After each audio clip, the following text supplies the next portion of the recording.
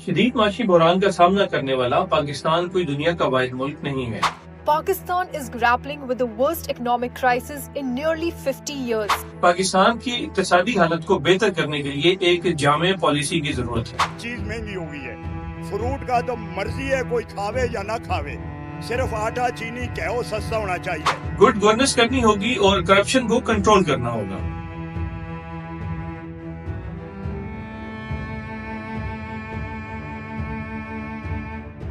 دوستو، لفظ ڈیموکریسی یونانی زبان کے دو الفاظ ڈیموس یعنی عوام اور کرسٹوسی یعنی حکومت سے نکلا۔ انسانی تاریخ کی پہلی جمہوری طرز کی حکومت ایتھنز میں قائم ہوئی۔ فرانسیسی سیاسی فلاسفر الیکس ڈی ٹوکویل نے 1800 کی دہائی کے اوائل میں امریکہ میں جمہوریت کے عنوان سے ایک کتاب لکھی، اور اپنی کتاب میں انہوں نے لکھا کہ امریکہ کی جمہوریت کی کامیابی میں مختلف قسم کی تنظیموں نے اپنا حصہ ڈالا ہے۔ اقتصادی کامیابی کے لیے سیاسی آزادی ہونا بہت ضروری ہے۔ پروفیسر اے جے مغلو کے مطابق گزشتہ 70 برسوں کے دوران جمہوری حکومتیں قائم کرنے والے ممالک کی معیشتوں نے ترقی کی ہے۔ اس تجزیے میں کہا گیا ہے کہ پرتگال اور جنوبی کوریا جیسے ممالک کی فی کس مجموعی قومی پیداوار یعنی جی ڈی پی نے 2 دہائیوں میں اوسطاً 20% اضافہ دیکھنے میں آیا ہے۔ اس تجزیے سے یہ پتا چلا کہ پرتگال اور جنوبی کوریا کی جمہوریت کی جانب منتقلی کے بعد دونوں ممالک نے صحت اور تعلیم جیسی سہولتوں کو عام کرنے جیسی کئی اصلاحات نافذ کی ہیں۔ جنوبی کوریا کی نئی جمہوری حکومت نے مزدور یونینوں کو بھی دبانا بند کر دیا۔ امریکی صدر بائیڈن کہتے ہیں کہ جمہوریت کی عملی شکل اس وقت نظر آتی ہے جب ایک عام مزدور بھی یونین میں شامل ہو سکے۔ دیگر ممالک یعنی پولینڈ، چیکیا اور بالٹک کی ریاستوں نے کمیونزم کے خاتمے کے بعد 1990 کی دہائی میں سلسلہ وار جمہوری اصلاحات نافذ کی ہیں۔ پولینڈ کی فی کس جی ڈی پی ڈالروں کے حساب سے حقیقی معنوں میں 1990 کے مقابلے میں بڑھ کر 3 گنا ہو گئی۔ بروکنگز انسٹیٹیوشن میں مطالعہ حکمرانی کے شعبے کے نائب صدر ڈیرل ویسٹ کہتے ہیں کہ جمہوریت میں اظہار رائے کی آزادی کی وجہ سے تخلیقیت اور اختراعیت فروغ پاتی ہے۔ ویسٹ کے مطابق اظہار رائے کی آزادی امریکہ کے اعلیٰ تعلیم کے نظام کے لیے ایندھن کا کردار ادا کرتی ہے، اور اس کے نتیجے میں اقتصادی ترقی ہوتی ہے۔ پاکستان کی معیشت گزشتہ کچھ عرصے سے مشکلات کا شکار ہے، اور خاص کر گزشتہ 1 سال پاکستان کے لیے معاشی محاذ پر انتہائی تباہ کن ثابت ہوا۔ اپریل 2022 میں سابق وزیر اعظم عمران خان کی ایک کامیاب تحریک عدم اعتماد کے ذریعے اقتدار سے بے دخلی کے بعد پیدا ہونے والی سیاسی صورتحال نے موجودہ معاشی بحران کو مزید بڑھا دیا۔ پاکستان اپنی گرتی ہوئی معیشت کو پٹری پر لانے کے لیے IMF سے مسلسل بیل آؤٹ پیکج کا مطالبہ کرتا رہا ہے۔ ایسے میں یہ سوال بھی شد و مد سے اٹھتے ہیں کہ کیا پاکستان کی جمہوریت خطرے میں ہے، اور موجودہ حالات کی بنیاد پر پاکستان کا مستقبل کیا ہو سکتا ہے۔ پاکستان میں موجودہ سیاسی کشیدگی کا آغاز عمران خان کی اقتدار سے بے دخلی سے کچھ عرصہ قبل ہی شروع ہو گیا تھا، مگر عمران خان پر ہونے والے قاتلانہ حملے اور 9 مئی کو سابق وزیر اعظم عمران خان کی اسلام آباد ہائی کورٹ کے احاطے سے گرفتاری اور اس کے بعد ہونے والے پرتشدد مظاہروں نے صورتحال کو بدتر کر دیا۔ چند ماہرین کے مطابق پاکستان کے سیاسی اور معاشی بحران ایک دوسرے کے ساتھ جڑے ہوئے ہیں۔ ماہرین کا خیال ہے کہ سیاسی دھنگا مشتی شاید براہ راست معاشی بحران کا سبب نہ بنی ہو، لیکن یہ اس میں اضافے کا باعث ضرور بنی ہے۔ ایشیائی ترقیاتی بینک کی رپورٹ کے مطابق عمران خان کے حکومت سے ہٹائے جانے کے بعد جی ڈی پی 6% تھی، پھر اس کے بعد تباہ کن سیلاب اور ادائیگیوں کے بحران اور سیاسی ہلچل نے صورتحال کو سنگین بنا دیا۔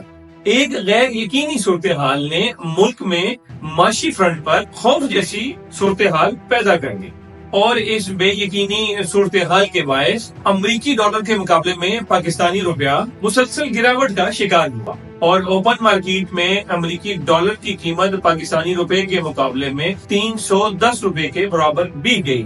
ماہرین اقتصادیات کا خیال ہے کہ موجودہ معاشی صورتحال صرف گزشتہ 1-2 سال کی سیاسی کشیدگی کا شاخسانہ نہیں ہے، بلکہ یہ گزشتہ چند دہائیوں میں کیے گئے فیصلوں کا نتیجہ ہے، وہی فیصلے جنہوں نے پاکستان کو موجودہ صورتحال تک پہنچایا ہے۔ اقوام متحدہ کے سیکرٹری جنرل انطونیو گوتریس نے کہا ہے کہ 2024 کو معاشی دلدل سے نکلنے کا سال بنانا ہوگا۔ انہوں نے زور دیا کہ غریب ملکوں میں پائیدار ترقی کو فروغ دینے کے لیے سالانہ $500 ارب کے پیکج کی فراہمی کے لیے ٹھوس پیش رفت کرنی ہوگی۔ 2024 میں افراط زر 3.9% تک رہنے کا امکان ہے، جو 2023 میں 5.7% تھی۔ 2024 میں دنیا کی سب سے بڑی معیشت امریکہ کا GDP 1.4% تک رہنے کی توقع ہے، جو 2023 میں 2.5% تھا۔ یورپی ممالک اور جاپان کو بھی کچھ ایسے ہی مسائل کا سامنا ہے۔ انڈیا میں ترقی کی شرح 6.2% تک رہنے کا امکان ہے، جو 2023 میں 6.3% تھی۔ ترقی پذیر ممالک بیرونی قرضوں کی بلند سطح اور بڑھتی ہوئی شرح سود سے نبرد آزما ہیں، جس سے سرمایہ کی عالمی منڈیوں تک رسائی مشکل ہوتی جا رہی ہے۔ کم آمدنی والے ممالک میں ترقی یافتہ ممالک سے ملنے والی ترقیاتی امداد اور براہ راست غیر ملکی سرمایہ کاری میں بھی کمی آئی ہے۔ پاکستان کی اقتصادی حالت کو بہتر کرنے کے لیے ایک جامع پالیسی کی ضرورت ہے۔ غیر ملکی سرمایہ کاروں کی حوصلہ افزائی کے لیے اقدامات کرنے چاہیے۔ پاکستانی حکومت غیر ملکی سرمایہ کاروں کو ملکی صنعتوں میں سرمایہ کاری کرنے کے لیے مراعات بھی پیش کر سکتی ہے، جس سے ملازمتیں پیدا کرنے اور اقتصادی ترقی کو فروغ مل سکتا ہے۔ برآمدات میں اضافہ کرنا چاہیے، مقامی کاروباروں کی حوصلہ افزائی اور مدد کر کے برآمدات بڑھانے پر توجہ دینی چاہیے۔ انٹرپرینیورشپ کو بھی فروغ دینا چاہیے، کیونکہ انٹرپرینیورشپ کی حوصلہ افزائی سے نئے کاروبار بنانے اور روزگار کے مواقع پیدا کرنے میں مدد ملے گی۔ اور سب سے اہم، گڈ گورننس کرنی ہوگی اور کرپشن کو کنٹرول کرنا ہوگا۔ پاکستان کئی دہائیوں سے مسلسل گہرے مالیاتی بحران کا سامنا کر رہا ہے، اور ایسا لگتا ہے کہ جب تک نظام کی اصلاح نہیں ہو جاتی تب تک ایسا ہی رہے گا۔ اگر پاکستان کی تاریخ کا جائزہ لیں تو ہمیں بیلنس آف پیمنٹس کا سامنا ہمیشہ سے رہا ہے۔ ہم IMF کے پاس جاتے ہیں اور اس کے بعد 2 سے 3 سال تک اصلاحات نافذ کرتے ہیں، پھر انتخابات کا سال آتا ہے اور یہ تمام کی تمام اصلاحات واپس لے لی جاتی ہیں۔ دوستو، پاکستان کو ایک بہت بڑے قرض کا سامنا ہے، جس کی ری اسٹرکچرنگ کے بغیر پاکستان بیلنس آف پیمنٹس کے مسائل سے نہیں نکل سکتا۔ شاید معاشی بحران کا سامنا کرنے والا پاکستان دنیا کا واحد ملک نہیں ہے۔ دنیا کے اور بھی بہت سے ممالک جیسے جنوب مشرقی ایشیا، لاطینی امریکہ کے ممالک اور ہمارے ہمسایہ ممالک کو بھی اسی طرح کے مسائل کا سامنا کرنا پڑا، لیکن وہ ان بحرانوں سے پہلے سے بھی زیادہ مضبوط بن کر نکلے۔ دوستو، ان ممالک نے ان بحرانوں کو مواقع میں تبدیل کر دیا۔ سخت قسم کی اصلاحات کی گئیں، کیونکہ وہ یہ جانتے تھے کہ اگر آگے بڑھنا ہے تو طویل مدتی عزم اور مستقل پالیسی پر عمل درآمد ضروری ہے۔ اس حوالے سے قیادت کا کردار بھی بہت زیادہ اہم ہے، کیونکہ قائد ہی صحیح ٹیم کا انتخاب کرتا ہے اور پھر اسے صحیح راستے پر رہنے اور ڈیلیور کرنے کی ترغیب دیتا ہے۔ اگر ویڈیو آپ کو انفارمیٹو لگی ہو تو نیچے سبسکرائب کا بٹن دبا دیں اور اس چینل کے لنک کو بھی اپنے دوستوں کے ساتھ شیئر کریں۔